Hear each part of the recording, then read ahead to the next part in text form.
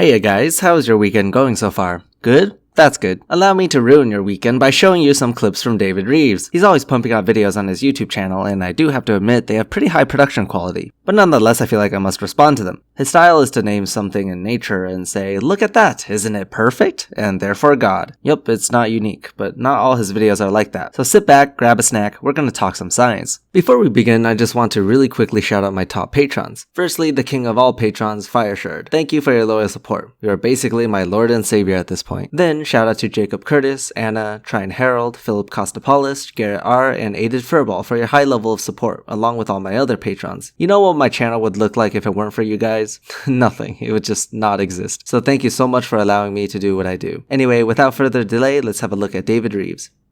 The intellectual atheist claims that he's done away with the need for God. But in reality, he's created for himself this pantheon of his own gods. Ah yes, the classic, atheists believe in the god of science. You know what, for the sake of argument, let's just say you're right, that atheists worship a god. The difference here, and I think you can agree on this, is that the god of science and whatnot, whatever you claim that atheists have created for themselves, is at least metaphorical. There's no actual god of science. Your god, meanwhile, is something you believe to be literal. Maybe there are some atheists out there that worship science, like me for example, but that's very different than worshipping a literal god. I just like science. I think it's the best method we have to discovering the reality of the universe, but I'm not going to change my lifestyle because of it. There's a big difference. The three supreme deities being the god of natural selection, the god of time, and the god of spontaneous generation. Oh yes, excellent. You almost got all of them right, except spontaneous generation isn't what you're looking for. You're probably thinking about abiogenesis. Yeah, that's probably it. Other than that, you forgot the god of macroevolution, the god of the Big Bang, and the god of gods. You know, can't forget that last one. But please do explain why appealing to these gods is incorrect or false. Now, when he's questioned how an amoeba could, say, turn into an ape, or a molecule into a man, he invokes his first god. Well, Mother Nature selects, and natural selection, along with mutations, will just bring about this change, he might confidently reply. The thing is, you don't deny natural selection, nor do you deny mutations. These are things that have been demonstrated to be true, and I'm sure you can agree with that. What you don't agree with is how big of a change it could bring about. But we argue that given enough time, the changes can indeed be large. That's the thing. Natural selection and mutations isn't the problem you have here. But to answer your question, yes, natural selection does bring about change. Organisms that have desirable traits survive to be able to reproduce, thus passing down these traits. In the long term, small changes eventually become big changes, which causes speciation and whatnot. It's all basic biology. Okay, let's see what else you have to say about this topic. When he's questioned why we've never seen this transformation from one kind of a creature into another, he invokes his second god.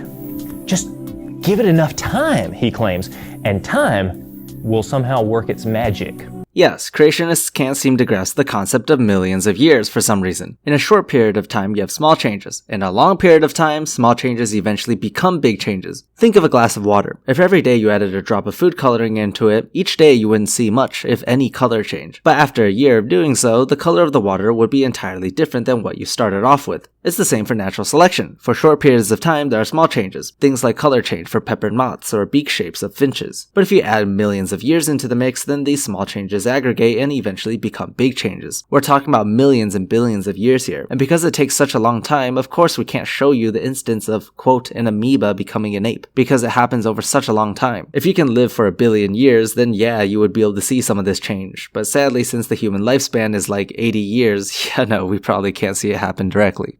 When he's questioned how life first began, he places his faith in the supernatural god of spontaneous generation.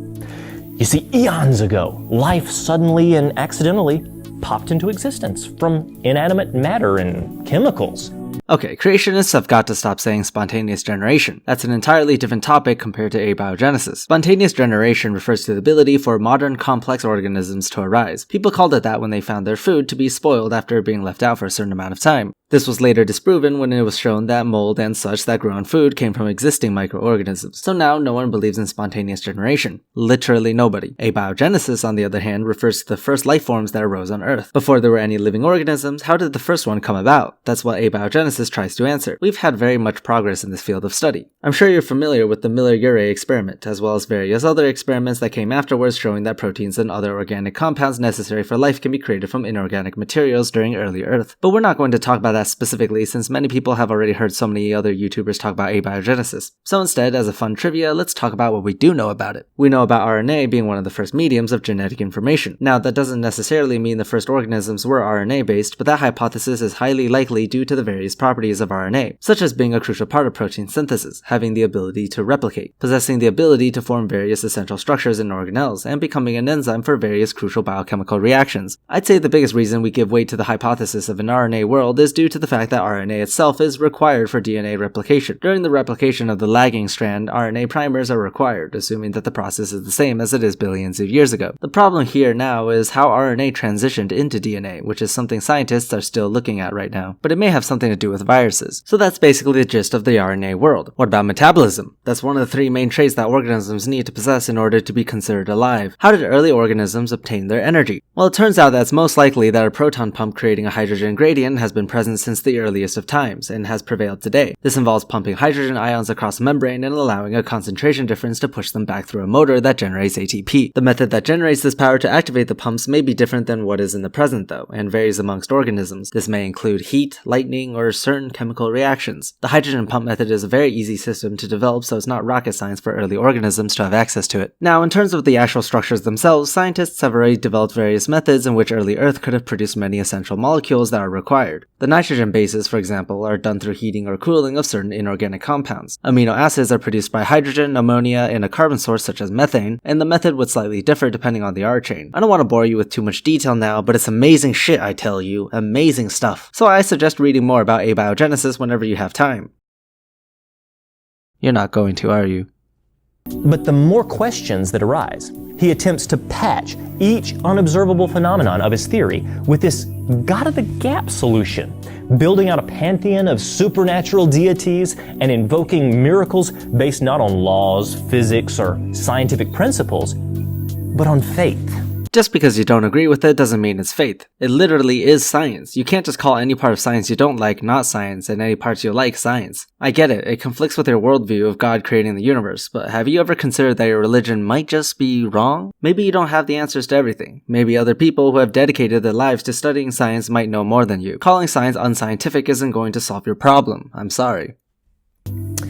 A faith that seems to be clung to with the fervor and even religiosity of the most devout evangelist. Even if that were true, which is not, your argument is just, quote, "You're as bad as I am, therefore my position is better." Needless to say, lowering us to your standards doesn't give points to your position. I'd appreciate it more if instead you focus more about providing evidence for your God instead of trying to undermine an already proven scientific idea.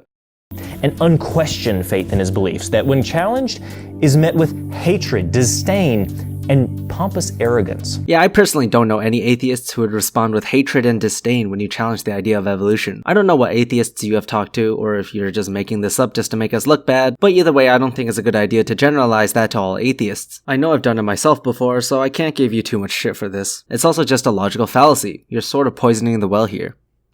And this set of principles that he believes by faith and clings to so reverently is only a temple or a shrine to his gods built on a foundation of sand, as long as it remains unchallenged, as long as the wind doesn't pick up, as long as the waters don't rise.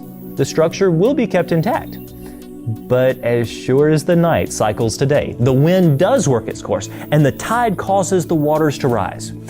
And every question leveled at the beliefs of the intellectual atheist causes the sand to disintegrate one grain at a time until the weakened structure topples to the ground. If only our ideas were built with sand. Rather, I'd say it's built up with stone bricks, held together by the tears of creationists. Evolution is a theory that has held its ground for over a century. It has been challenged in every way, shape, or form and has yet to be falsified. The idea was very infamous during the time of its inception. The fact that it stands as the leading theory behind the origin of life is very impressive, and only something that holds water can last that long due to the way that science works. So instead of trying to preach to us about your God, it's probably a better idea to pick up a textbook and get familiar with how science works, because only then can you have intellectual conversations with others about evolution and biology. His unfaltering blind faith in miraculous gods of nature is, dare I say it, his religion. Where do you place your faith? I'm David Rives. Truly, the heavens declare the glory of God.